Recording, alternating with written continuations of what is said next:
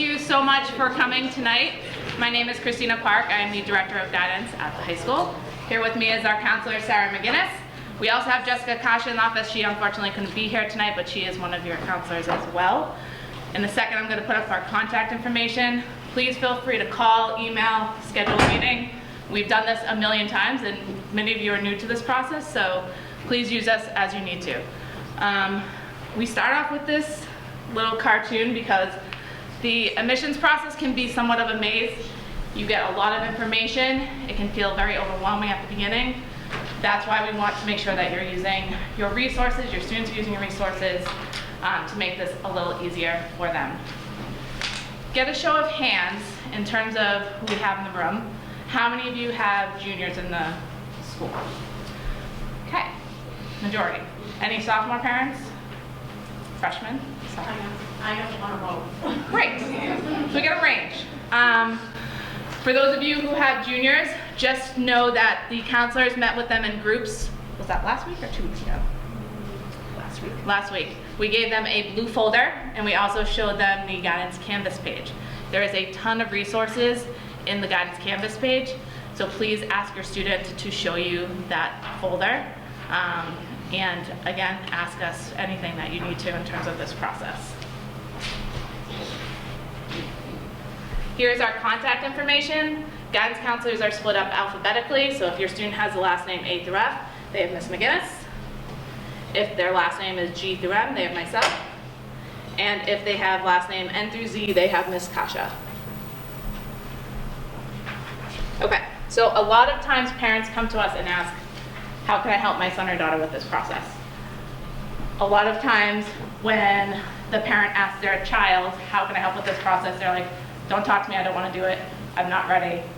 So we're going to try to help you we're going to try to give you some tips to help make those conversations easier with your student. The first thing is staying organized. So a lot of this process is organization. Every college has different deadlines, different requirements, different things that they're asking for. It can get overwhelming when you're looking at a list of 10 schools and they all have different things that they're asking. So a system to stay organized is super helpful. We're going to show you some tools further on in the presentation. Naviance is a great resource. It's like an electronic notebook to keep your colleges organized. But we find that also having an Excel spreadsheet with additional notes can be helpful as well. Whatever system works for you and your student, we all support. Again, we met with all the juniors. They now have a blue folder with some resources. We showed them how to use the Naviance account, and we have a Canvas page with a bunch of different resources as well.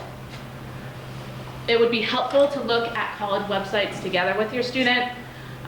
Every college website, unfortunately, is formatted differently, so it can be difficult to navigate when you're looking at them. Students often get frustrated and they're like, I can't find it, or I want to figure out how to visit a school and I don't know where it is to sign up for that tour. So if you can just sit down with them and kind of go slowly through the websites, I think that often helps. Another thing that we strongly encourage is visiting schools. And you can start visiting now. Great times to visit are February vacation and April vacation. I'm going to get a little bit more into the college visits in a second, but it's nice to go on a campus when students are there. So February and April are great times because you get the buzz of what it's like on that college campus.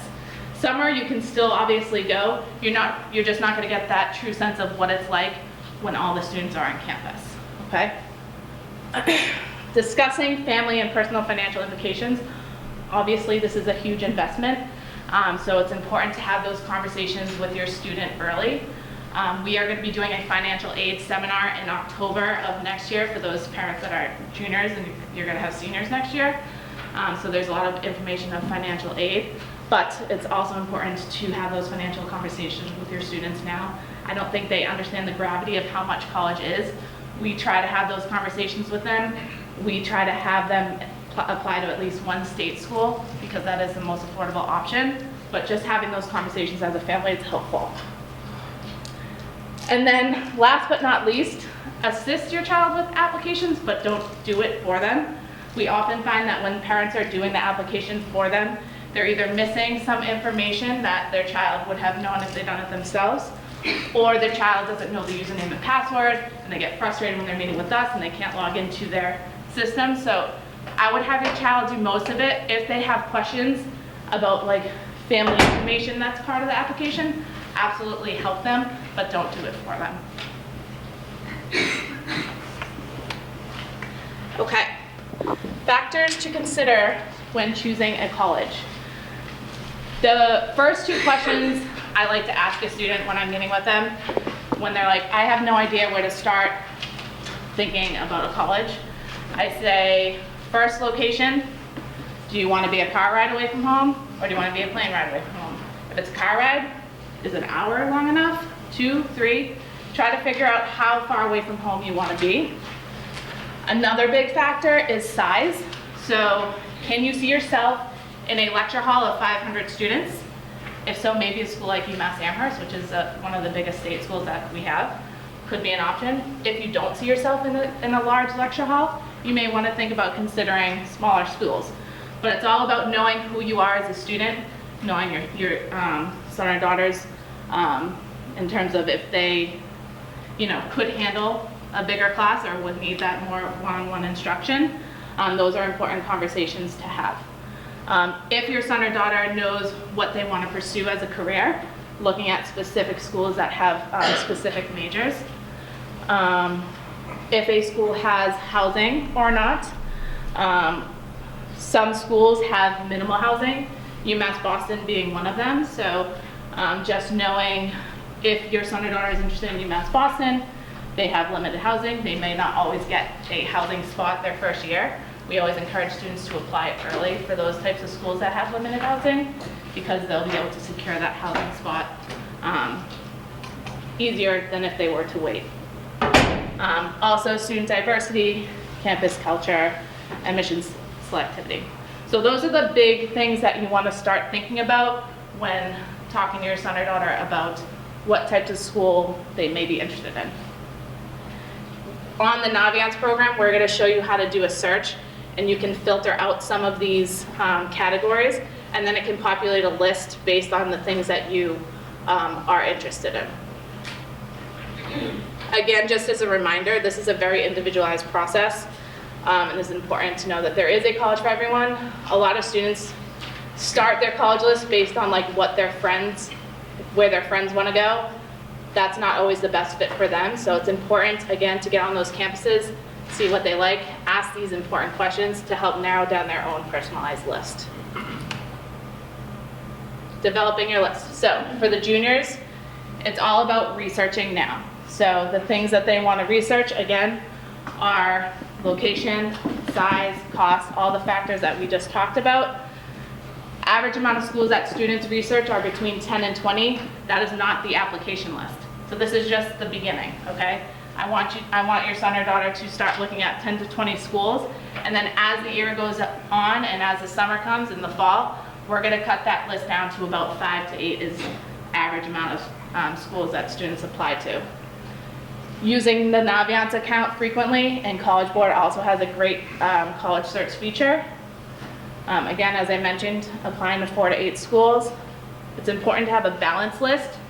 So students need to have a couple safeties, a couple targets, 1 to maybe 2 reaches.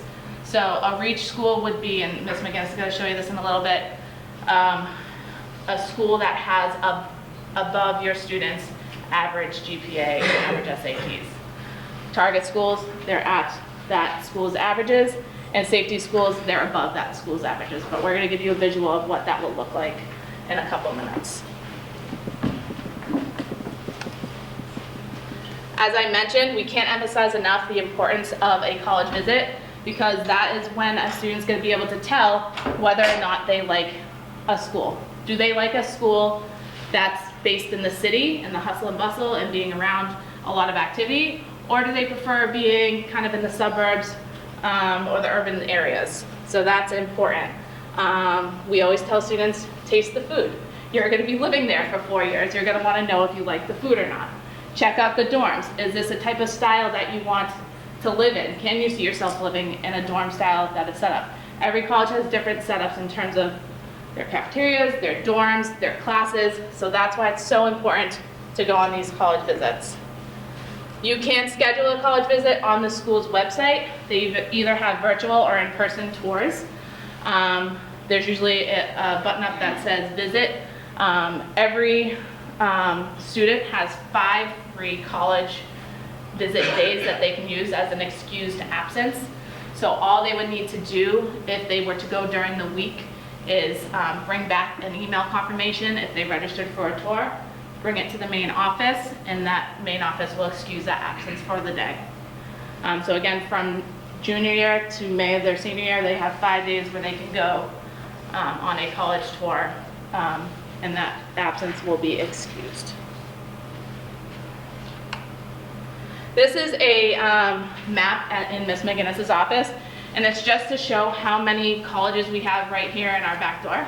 So if your son or daughter wants to go to California or like far away on a plane ride, they can still get a sense of different types of schools right here in Massachusetts and New England. They can get a sense of what a big city school is like. They can get a sense of what a small suburb school is like. So it is easy to go on these college visits because we have so many around us. And they may not necessarily want to go to that specific school, but they can tell what type of school and what they liked and what they didn't like.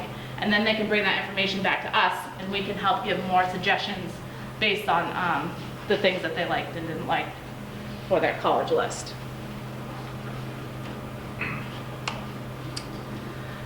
College application deadlines. So this is going to be something that we're going to focus on more their senior year, but just know, mentally prepare. Most early action deadlines start in November, and I'm going to explain the difference between early action and early decision in a second. There are some schools that have October deadlines for early application deadlines. Those schools are usually typically down the south, so if your student is thinking of applying to schools down south, definitely have them check the deadlines now and into the summer so that they're feeling prepared in the fall to get those applications out early. So early action versus early decision. Early action is non-binding, meaning you can apply to as many early action schools as you want. You are not committing to anything, and you can make your decision until May. Early decision is a binding one. It is only one school that you can apply early decision. If you get accepted, you have to go to that one school and you have to withdraw all of your other applications. You may hear your early decision before you hear back from financial aid. So this is a very big decision for students and families to make. Typically, I usually say, unless you are 100% certain you've been thinking about this school for years and you know that your family can afford it, then that would be the only reason why I'd say do early decision. Otherwise, I think it's too risky to put all of your eggs in that one basket and then be like, uh-oh, that seems too expensive for us as a family. Take out $1 million in loans and be stuck going to that one school. So just be mindful of that. We definitely push students to apply early action, not early decision. The only reason why we would not say to apply early action and wait for regular decision is if we want the student to show a little bit more growth in their transcript. Let's just say they had a rocky sophomore year and they want to boost their GPA up a little bit more. We would say, let's wait till regular decision. Let's have a good, strong senior first quarter. We'll send that updated GPA to colleges, and then that student would get a better chance of getting into that school, just to give them a little bit more time if they didn't do so well one year or a quarter that kind of dropped them low. If a student applies by November 1st, on their transcript, it will just be their 9th through 11th grades, their final grades on their transcript. Once their first term senior year grades are available, which is second week of November, we resend transcripts to show colleges the first term grades. Any questions on that? I know that was a lot of information. Yes? Do all schools do the early action? Great question. No. All schools have different deadlines. Some have early action, some don't. Some have early decision, some don't.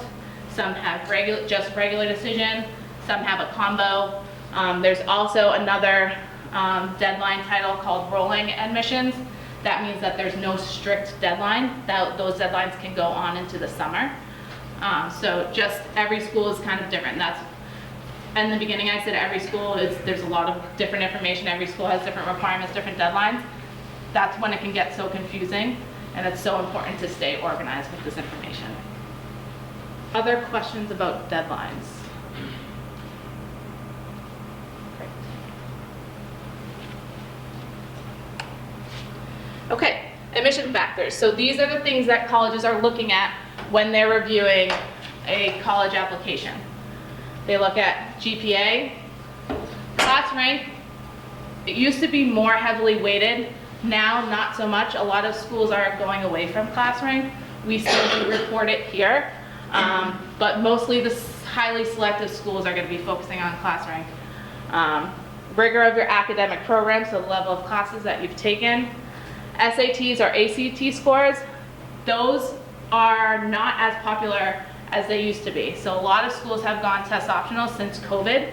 So the schools that your son or daughter is applying to, they may not require it.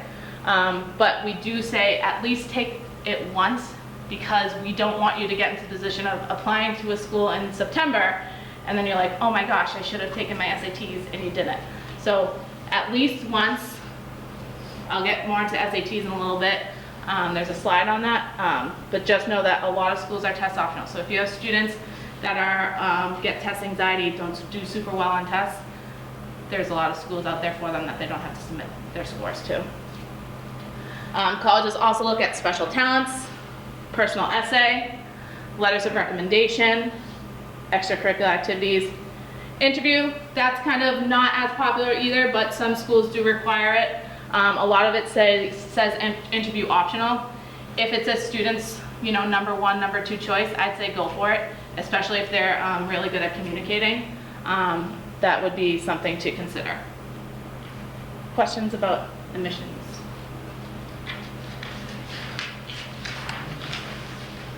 Okay, so there's 3 parts to the application process.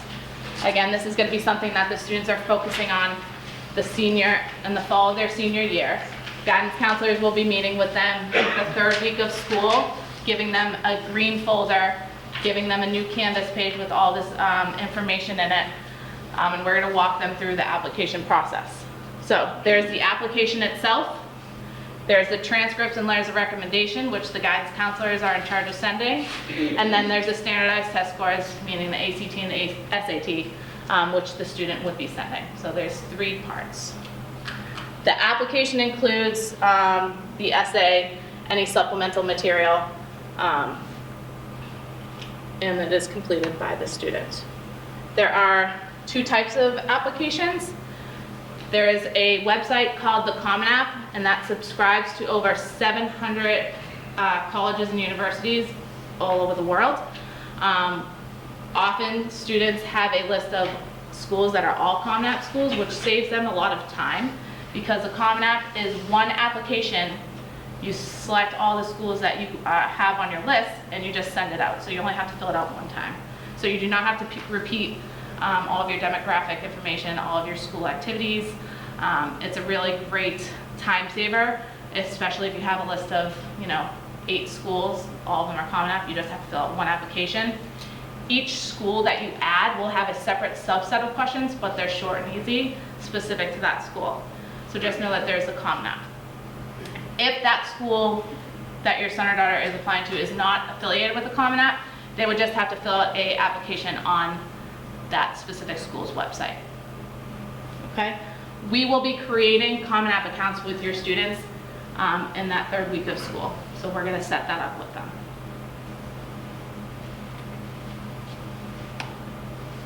Letters of recommendation. So the second part of the, yes. Before you move on Yes. from the app, are you going to talk about essays later? So the essays are typically done, it depends on the English class. I know that the AP English classes, that is typically done in the summer. They use that as a summer assignment, and then they work on it through the fall. And then the senior English classes, they work on the essay during the school year. And how often will a school, or like how many schools will ask for a supplemental essay in addition to the, taking it from a We typically see that on the top tier schools, so the most selective schools will ask for those supplemental essays. It's not super often, but you do sometimes see it. Good question. Any other questions? Okay, so letters of recommendation. Every college has different requirements for letters of recommendation. Some may want 1, some may want 2, some may want a teacher and a guidance counselor. If a student is applying to a specific major, they may require the recommendation to be from a specific subject. So that's why it's important, again, starting this research now so that they're not all bombarded in the fall with keeping track of what each college requires. If we ask students to start thinking about the letters of recommendation, but not ask until the fall of their senior year, students will be filling out an activity sheet, which we're going to be giving to them that third week of school, where they're going to just kind of give an outline of all of the things that they've done throughout high school, their extracurriculars, work, volunteer experience. Then there's a couple open-ended questions that they can answer. If there was a dip in their academic performance, they can explain why. If they've attended any summer enrichment camps, and just other information that they think it would be helpful for the recommender to include in their letter of recommendation. So students will be filling that out. They'll be giving the activity sheet to the person that's writing the letter of recommendation, and that person will use that to upload their letter to us, which we will send. Typically, colleges like to see teachers from the junior or senior year. 9th grade and 10th grade, a student has kind of grown so much from those years that they want to focus more on their upperclassmen years.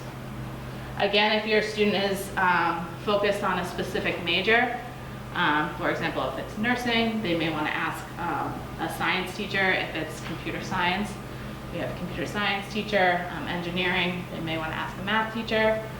So just kind of keep that in mind. If they have a major, it may be worth thinking about specific subject area teachers. Questions about letters of recommendation? Yes. I know at some other schools, they have students ask the teachers in the spring, because teachers have a maximum number that they'll write. So is that something that the kids can do this spring to ask them, or some teachers like to write them over the summer? They totally can. Some teachers may say, remind me again in the fall. I think it just all depends on that teacher. But yes, no one's going to stop them from doing that. Any other questions?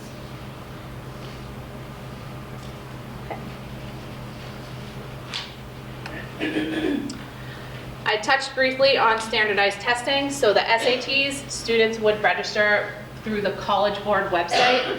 We are not an SAT testing site, so they would take the SAT test. It's on Saturdays at a local high school. We recommend to register for those tests early because spots around here fill up quickly, and you don't want to drive to Fall River on a Saturday morning at 7 o'clock in the morning to take the SAT exam. So usually a month before the testing date is when the registration deadline closes. So I say look 2 months ahead of time to look at the testing and the registration dates, just to make sure you can secure a spot. For the spring, there's an SAT exam in March, an SAT exam in May, and an SAT exam in June. If your son or daughter is taking a lot of AP exams in the spring, those happen the same time as the May SAT exam. They may not want to be overloaded with taking a test, so they may want to consider either the March or the June testing date. The June testing date happens to fall on our graduation. So if your son or daughter is in NHS, they're participating in graduation, so maybe that June date is out, and they may only have the March date to take the test this year. So it's important to look ahead at the dates. They're all posted on the College Board website. Also, your students have the dates and registration deadlines in their blue folder and on their Canvas page, so they know when those are at. But again, just planning ahead, just in case, so you want to get a spot. We do recommend, again, testing once If a school requires SATs, typically we usually say take the test twice because schools will take your best score from each session.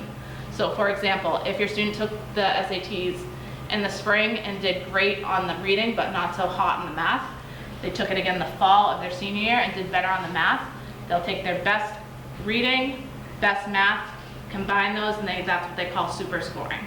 So we do recommend it twice, at least once, so just kind of be mindful of that. The SAT dates in the fall, there's one in August, one in October, one in November, and one in December. If your student's thinking of applying early action, for the fall, they would either have the August or the October deadline to take that SAT because the November deadline for that test would be too late for early action. Questions about that? Yes. For the March, May, and June SATs, Yes. is it, if they don't have an issue with dates, is it better to wait so they get more math? Yes. By the end of the year? Yes. Typically, a lot of our juniors take it in May, but a good amount do take it in June as well. We also, if your student took the PSATs, we had a PSAT bridge block information session with the results, and we showed them how to connect their PSATs to Khan Academy, which is linked to the College Board, and that is a free, personalized practice study guide to prepare them for the SATs.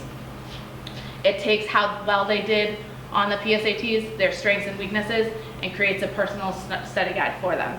So it's a really great tool. A lot of students don't use it, but we strongly encourage that they do use it because it's free and it's personalized. Yes? Do you recommend a prep course for the SAT? I first recommend doing the free prep through Khan Academy first. Those prep courses can get really expensive. Bridgewater does offer one usually in the springtime, but I usually say try the Khan Academy first because it's free and it's personalized, so it pulls out where they need to focus on. The library also has a lot of great standardized testing prep tools and electronic books that we have linked to the Canvas page, so students can get like Pearson's SAT study guide free through our library electronically. Yes? Can you talk a little bit about the differences between the SAT and the ACT? Sure. Also, I don't know, if you skip the writing part of the ACT, does that make a difference in terms of how college looks at it? A lot of colleges aren't really considering the writing portion that much anymore, but it's all dependent on the college. I'm not going to say that as a blanket statement. It would be worth checking that college's website to see if they are requiring it. So if your son or daughter knows some schools that they're looking at, I would suggest looking at their website to see if that's something that they would require. For the main difference of the ACT and the SAT is that the ACT has a science component to it, and the SAT is just focused on math and English. The majority of our students take SATs.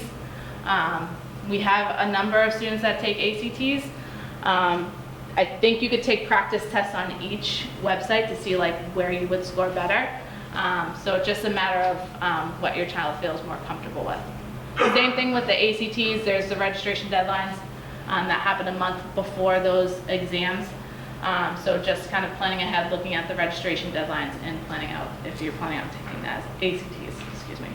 And we have seen a significant shift in kind of the focus in standardized testing. So a few years ago, there was more of a heavy emphasis on the standardized testing, and especially with COVID, we really have seen colleges really focus more on students' transcript. I know we just got information from Tufts. They said they're still test optional. They're going to be for the next couple of years, but still 50% of their students did not submit their SATs. So so I know in the past it has been a big focus, and again, we don't want students to miss out as some of their schools do require it, but colleges overall want to see what students have done over the course of 4 years as opposed to just 4 hours on a Saturday. Because a lot of students just struggle sometimes with the tests in general. So there has been a really big shift in the past couple of years with standardized testing. Yeah, and I think a question that we get often is like, they say test optional, but do they really mean it? And are they going to use that against me if I don't submit it? And every college that I've talked to has said, no, they will not use it against you. I've called a couple of colleges this fall, actually. I called BC, Northeastern, and BU because I had a student who's a super high achieving student, had great scores from what I thought it was in the 1400s. And I just was wondering, is it appropriate for this student to send those scores to those schools? And they told me no, because now the people that are just sending the scores to those test optional schools have like the highest scores.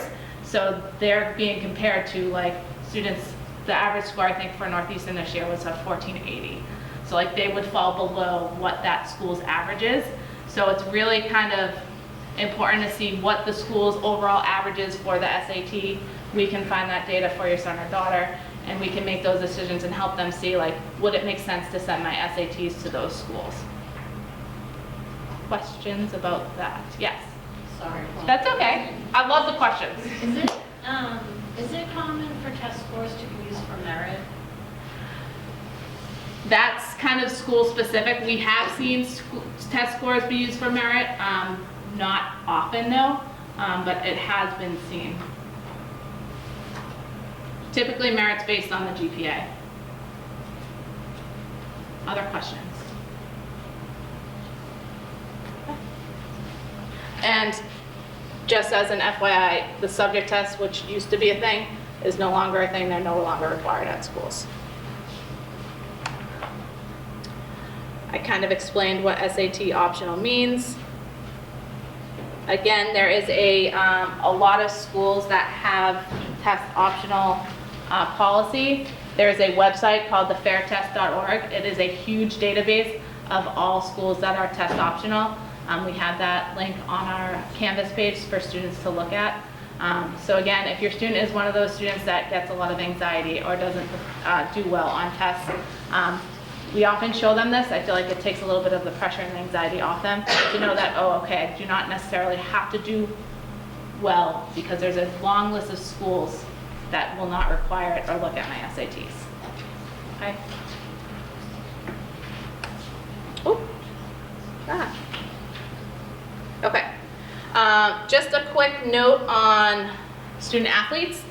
If your student is considering participating in a college sport, either level D1 or D2, they need to do an additional step. It's called the NCAA Clearinghouse. They require students to have a minimum GPA. For Division I, it is a 2.3. For Division II, it is a 2.2. They would set up an account on the NCAA Clearinghouse, and there's kind of some steps that they would need to take in addition to the application process. So if your son or daughter is considering playing a college sport, especially at the Division I or Division II level, just know that this is an additional thing that they will have to do. D3 schools do not require this step. Questions about NCAA and student athletes?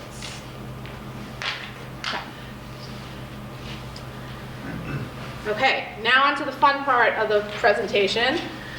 Ms. McGinnis is going to show some demonstrations of the Naviance program. Do you want me to log out of this and pull up Naviance first? Okay. Well, Ms.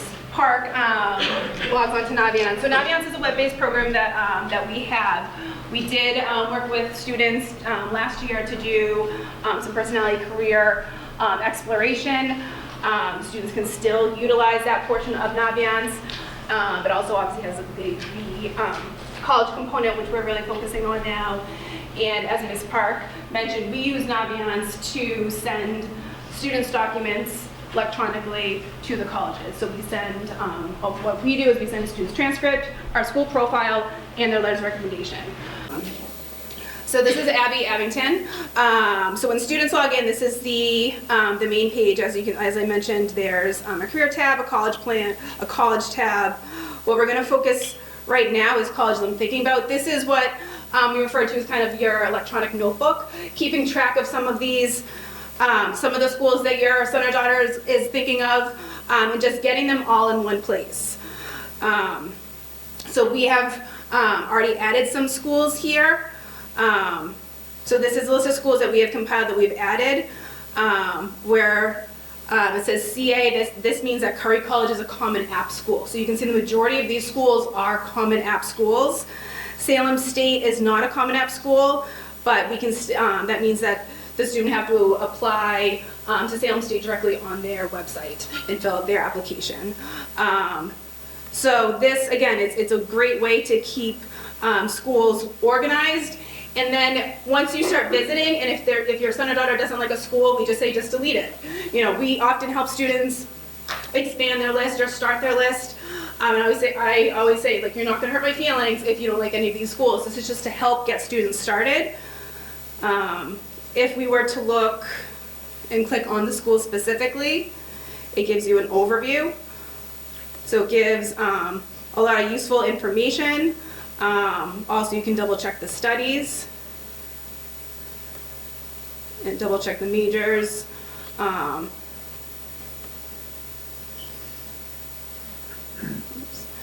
The student life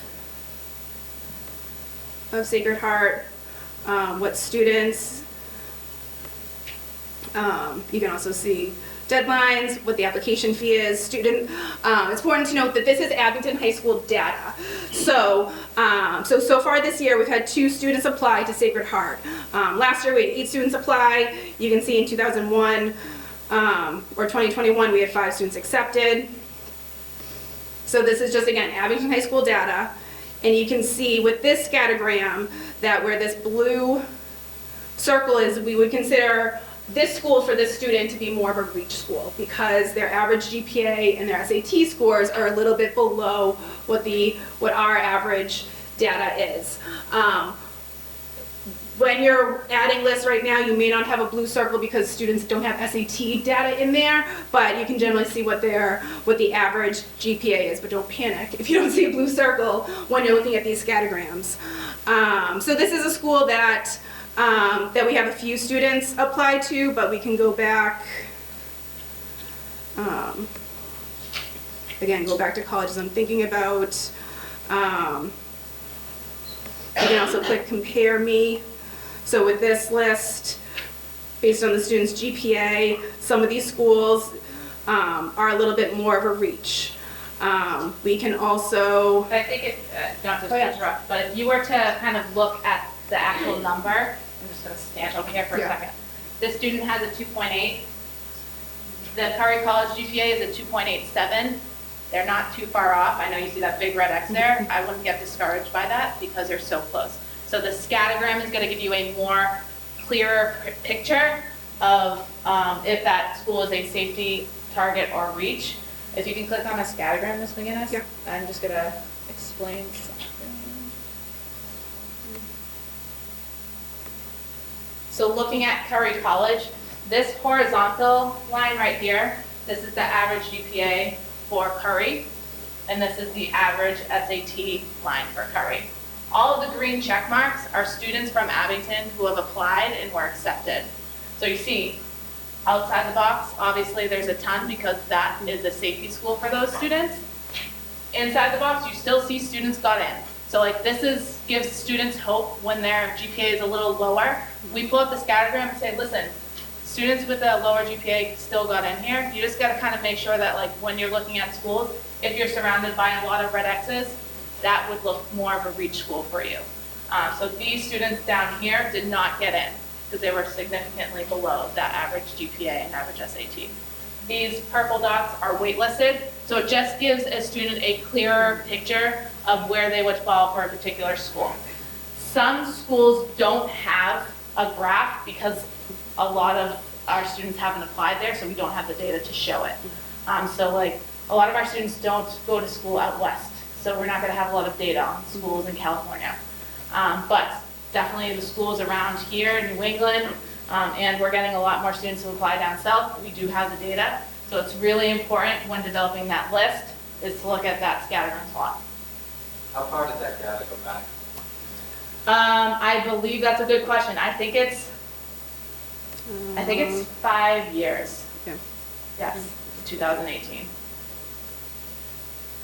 We've had this program for longer, but I think it just condenses. Yes. So, I'm just not sure I'm understanding. the green check marks are students from Abington. When you say if no Abington students have applied, you don't see data, but do we still see like average GPA test scores for schools, even if no students from Abington have applied to them? So if I'm understanding your question correctly, if there's a college that a lot of our students haven't applied to and there's not a graph, you could get average national data on that school's website, but you're not going to see a graph like this because this is just Abington students' data. Does that make sense? Yeah. Okay. So say my student wants to apply to a school that no one from Abington Yes. has applied to. Yeah. Do you know that school's average GPAs and test scores for accepting students right on the school's website? Yes. Yes. And we can help them navigate that too. And oftentimes you'll also get that information when you visit schools. If we were to click on Curry's website and we just clicked on visit, a lot of the college campuses or the college visits are fairly similar, but you can register for a tour. Oftentimes they give you an option to do an info session and a tour. The info session gives you more of that data that you're looking for as far as the GPAs, the SAT. If it's a college-based tour, oftentimes that's a current student that's walking around campus, which is informative, but if you're really looking for more of that data, we always recommend doing those info sessions in addition to the college tour. So obviously they are oftentimes organized where there's one right after the other, so it's just a longer time. If you're on campus, you might as well spend as much time and get as much information as possible. So with this website, for instance, you can see that they're offering them basically every day.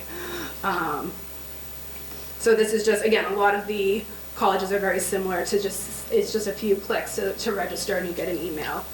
I will say the scattergram plot for the schools that we do have data on, it is the most accurate info and gives you a better snapshot of if your student's getting in because they're just comparing themselves to their peers with the same classes, the same levels. So that's just a really great tool to use to determine if they will get in or not. Another useful feature that we also showed students is the super match option. So we can clear this. But this will help generate a list for students. So if we wanted to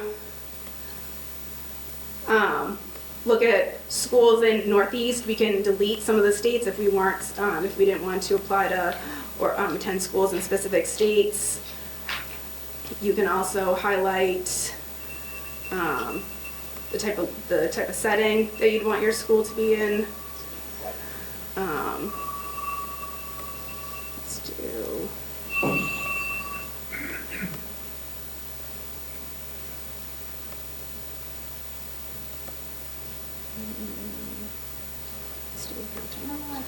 Yeah, this one.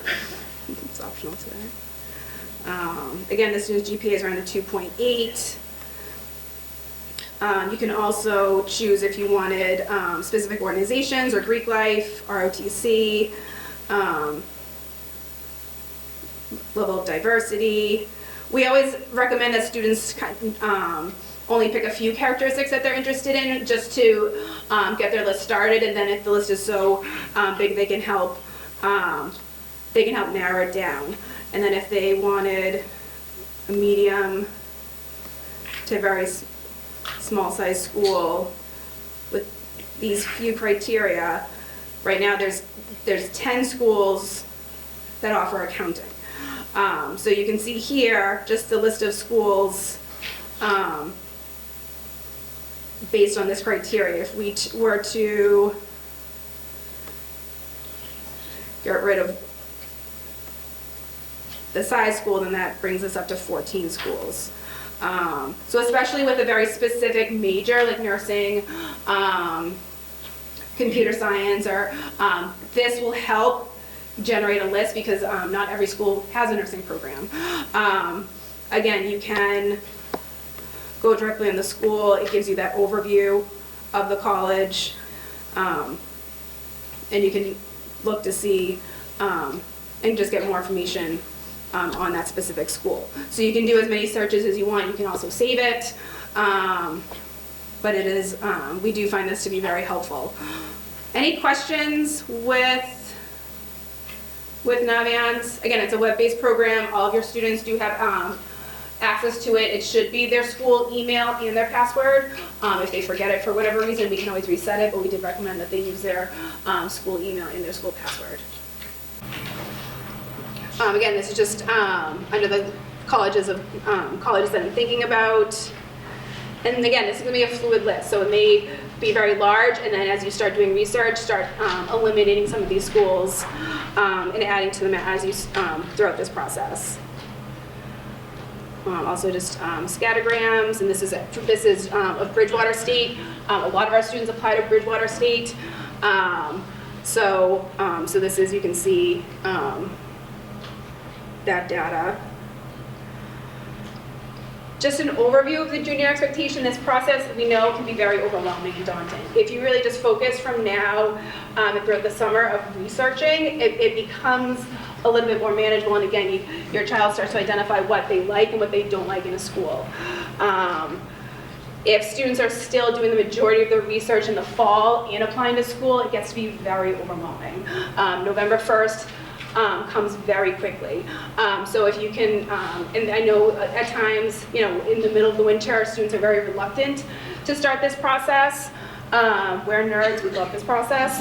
So if students could start going during February break, and obviously during April break, that would be ideal because a lot of college campuses close usually the middle of May. The students have taken their finals. They're still open to tour, but again, you don't get the day-to-day sense of what life on that campus is about. So again, trying to develop that list, we can certainly help with that. And again, once they start identifying even a few minor characteristics, that's going to help you and us help form that list so then that they have more schools to look into. Usually once they start visiting colleges, they start to get a little bit more excited. It becomes more real that the fact that they are going to go to college. So it does hopefully kind of shift their mindset and they start to get more excited about that. Again, the test policy, a lot of schools are test optional, which makes it a little bit easier, but again, there will be schools that do require it. And we can't, we, again, love this process. We love helping students wherever they're at with this process. So we have those students that we have to chase down and help them with that. And we have students that want to meet with us every day. So whatever your child needs, just let us know. If we can help with that too, because sometimes it can be a struggle at home at times. So if we can help with that, if you'd like to meet as a group, or virtually, or just have us meet with your student, just again, let us know how we can help you with this process. Looking ahead for next year, again, if they can really come back from the summer with a pretty solid list, if they can continue to just stay organized, if we have all the information on the Canvas page, you can create a Common App account in the summer if you really want to. We have some students that can't wait to start it, but again, we'll help students with that. When we come back to school, we really kind of let them get settled in their classes, and then we're meeting with them during Bridge Block.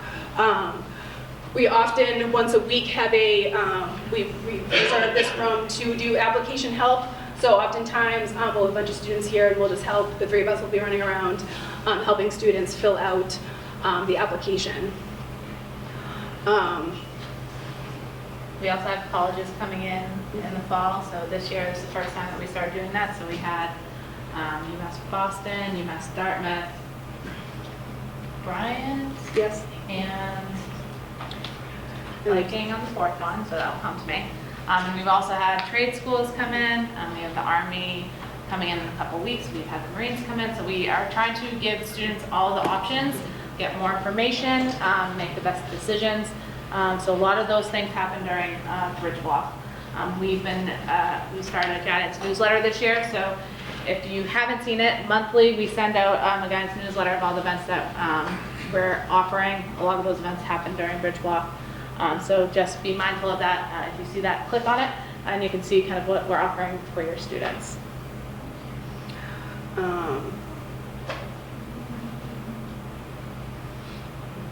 Also, just remember to keep in mind with the SATs, the deadline's coming up, and working out that with your schedule.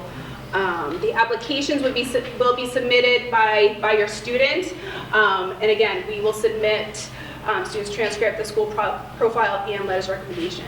Some schools will be very specific and only let us send one letter of recommendation. We'll have those conversations with your child to let us know which letter we should send. But again, the child sends their application, and if they have SAT scores, and then we will send the supporting documents.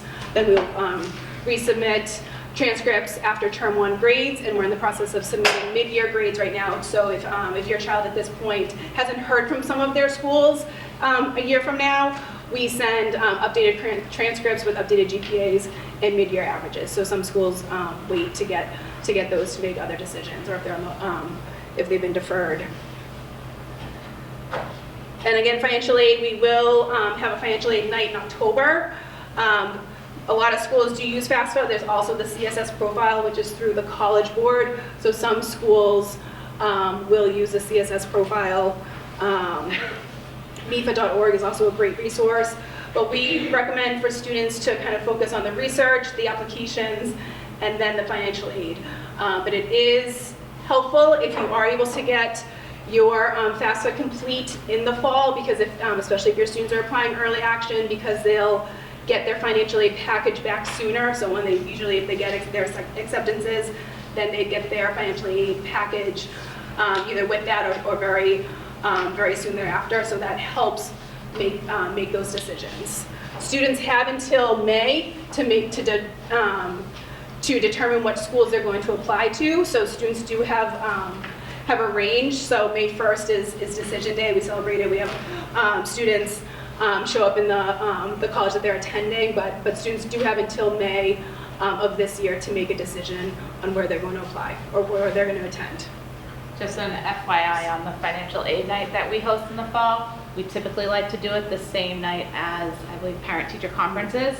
So just kind of keep that in mind. Hopefully we're able to secure that same date so that you're not coming back twice. We're going to try to do that again. So. And then the local scholarships, or the majority of the scholarships that we give out during senior award night, which is typically a few nights before graduation, those applications are typically in April. We try to make it as easy as possible. So again, the bulk of the applications is just one sheet that students have to fill out, and then they're eligible for it's like 30 plus town scholarships by just filling out that town scholarship. So those, again, scholarships are like the second part of senior year. First part is focusing on the college applications, getting that out, and then financial aid. Scholarships, we usually don't start hearing about scholarships until like now, January, February, March. We have for seniors a scholarship information session during Bridge Block in March, where we hand them the actual town scholarship application. So they have it there. Not every student fills it out. We strongly encourage them that they do, because it is a lot of great money that this town offers to our students, and we want them to be able to access that. So just future thinking, next year when you're seeing all the price tags of the colleges that your son or daughter has been accepted to, know that the scholarship part is January, February, March in the spring. And we'll also post that on their next year's Canvas page with all of the updated college information. So we're constantly updating that as well and putting it in our newsletter. Any questions? Any other college fairs coming up? We don't have any college fairs here, like at the high school. In the fall, we typically go to Hanover High, and we usually take 2 buses. First come, first serve. That's in October. No, September. September. So we'll go to Hanover High for a couple of hours in the fall, and there's a few local high schools. We'll have some in the evening, and we'll make announcements for that. Then there's usually a larger one in Boston that some students like to go to, because oftentimes it's during the day, so they like to use one of their college days for that. That's usually in the spring. So we will, if we get word of that, we will put that out on the Canvas page and let people know. It is a huge college fair, so it is definitely a good one to go to just because it's colleges across the country that attend. And that's oftentimes really helpful, especially if students have done some of their research, because oftentimes the admission reps that are at those college fairs are the ones that are going to be reading applications. So we've had students that have been able to really build those relationships with the admission rep, especially if they've already kind of done their research beforehand. Or, you know, students are still kind of the beginning process and just gathering more information and getting more pamphlets as they're there. Other questions? Yes. Just back to scholarships, did you state that, you know, we fill out one application that would go like the 30 plus town scholarships, but what about like all scholarships that are being? We post all scholarships on our Canvas page. There are websites that we recommend to students. One is called FastWeb, where a student creates a profile and they can, once they create a profile, scholarships will populate based on what's in their profile. So every scholarship has different deadlines, different requirements, different things that they may have to do. Some students are reluctant to the ones that require an essay, so they like to do the easier, like fill out the form ones, but there's a huge range of scholarships and a lot of students don't necessarily take advantage of them. So like we are trying to push as many scholarships out to them, but all the scholarships that we get to us, whether it's the town application or outside ones that come our way, we post it on the Canvas page. And another way to, just to see if students would possibly get some money from colleges is that we often kind of recommend that students apply to maybe some more target schools because they may be, their GPA and SAT scores may be on the higher range. So they may be more inclined to give you more of a merit scholarship as opposed to a reach school where your GPA may just be, you know, within their average or a little bit lower. So applying to different tier schools may also help. Usually if students have been awarded a merit scholarship, you would get that in your initial acceptance letter from that specific school. But again, kind of playing that game and applying to schools that would be essentially a safety school, again, they may be able to offer you more money. So just keeping an open mind with that process, just because money is a huge factor. And we do try to help students kind of realize that because it is, they don't really understand the lifelong implications some of these schools and some of that debt may impact them in the road. So again, just trying to apply to some other schools just to see what you may get back for financial aid. Often some students may call other colleges that they've been accepted to and ask if they would match another school's financial aid package. So that's also another option that you could do down the road once you do get more information after you've applied to schools. Yes.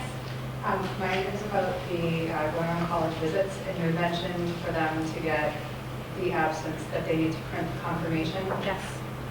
My question is, do they need a sign off from the college? Because I can picture my son just printing out 10 confirmations and handing them in. And To be quite honest, I don't think Ms. Harrington is scouring through to see. I think it typically has just been the confirmation. So usually the students will get an email, so they can even forward that confirmation email. I have students forward it to me, and then I'll let Ms. Harrington know. It's the honor system. Good question. I know some students that have done that.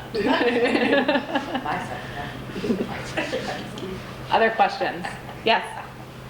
So for students not in AP English that might want to work on their essay over the summer, Yes. are there any resources you recommend? Yes. And also, I don't know, it might be, I've heard that when you start to get offers, that you should, rather than just accept that first offer, always go back and try to ask for more, so I don't know if that's. So we always suggest to students, wait till you hear from all schools, wait till you hear from all financial aid packages, and then make your final decision, because you're not going to make your best informed decision unless you have all the information in front of you. So we definitely advise them to wait. Your first question about essays, we're going to be meeting with juniors again in June to do a recap, to talk about what they should be doing over the summer. to look at some colleges' websites and seeing what each college, like, where do I find teachers, what they need for teachers of recommendation? Where do I find if that school is test optional or not? Where do I find the deadlines? We're gonna be meeting with them in June again. We're also gonna show them the Common App prompts for the essay, so they can get a sneak peek as to like, what are the topics that I should be writing? There is a range of topics. There's usually 7 prompts that a student can choose from. And typically the Common App prompts can easily be manipulated if a school is not a Common App, but the student can kind of tweak their essay a little bit based on the Common App if it's a school-specific essay. There is a topic of your choice. So if your student doesn't necessarily like any of the prompts that are listed, they can write kind of whatever they want. We recommend being authentic in your essay. A lot of students write about sports. So like, you're gonna be comparing yourself to a million applications. You want your essay to help you stand out. Your essay is the part of the application that gives you personality, that gives you a voice. The rest of it is just data, right? So they're looking at the number of your GPA or the number of your SATs. Yes, they'll see all of the extracurricular activities, but the essay is really what gives your application life. So anything that can make your students stand out is what colleges would love to see. They also can kind of read between the lines, so like, we don't want the student to like force something, like, don't try to be funny or comical if you're not a funny and comical person. So just kind of knowing your personality and your style. English teachers will help review, revise, give feedback. We've also read millions of college essays, and we can help kind of give tips for that too. And the biggest part about the essay is making sure it always ties back to your child.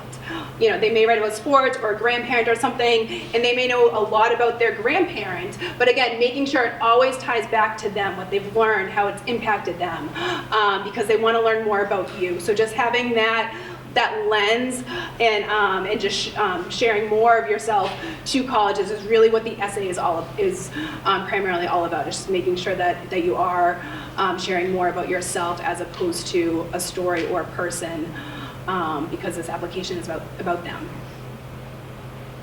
Other questions? Great, well, thank you all so much for coming.